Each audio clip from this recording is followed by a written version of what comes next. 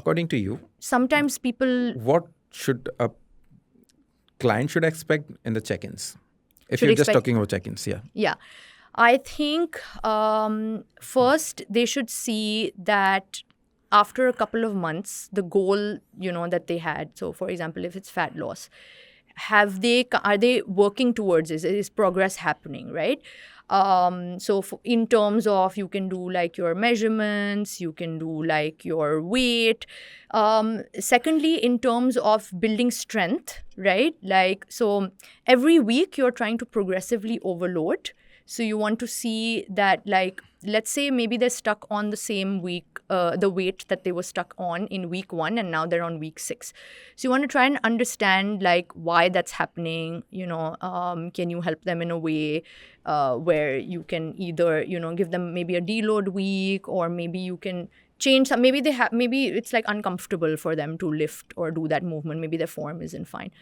That would be important in a check-in. Of course, the calories, right? And everyone kind of, I think, is not. Do you think that clients are very honest when they are about their calories, right? Because that's also another thing that is very This is a factor for sure. challenging. This is right? a factor for They'll sure. say कि हमने तो इतना ही खाया था, और हमने इतना fat और इतना fiber और इतना protein खाया था, but you don't know. How do you know for sure, right? And of course, So, I don't know if you know this, that I used to call James here every year.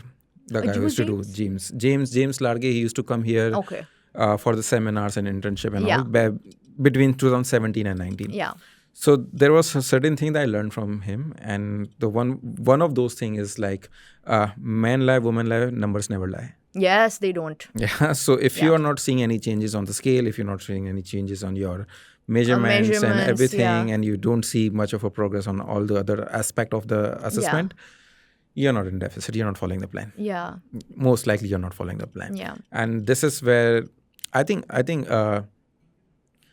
I learned this as well. The first period of the training and coaching that you're doing to your client, yeah, the most work you have to do in building trust. yeah, Yeah.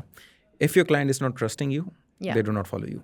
yeah, That's given. Because That's if you will give them plan, this is what you're supposed to do, this is what you're supposed to do. Yeah. And then the next thing they'll do is like they talk to their friend, and their friend is giving them one plan. yeah. Because they trust their friend more. Because it worked for the friend. Yeah, it Doesn't worked mean for the it's going friend. to work Yeah. for them. So it worked for the friend. Yeah, And because they trust their friend more, yeah, so they're going to follow them. yeah. And they don't even tell you that they're following Yeah, they're following that. someone else. So, And when you go into assessment, yeah, you don't know what's going on. And when you ask them what's going on, and they were like, okay, I follow everything right. Yeah. I'm doing everything right. yeah, But everything is right. It's not what you give them. exactly. Everything is right what someone else gave them. Yeah. You know? That is So very the- challenging then. Like, Yeah, it's a very... So again, Yeah. I this is one thing that I teach all my coaches Yeah. is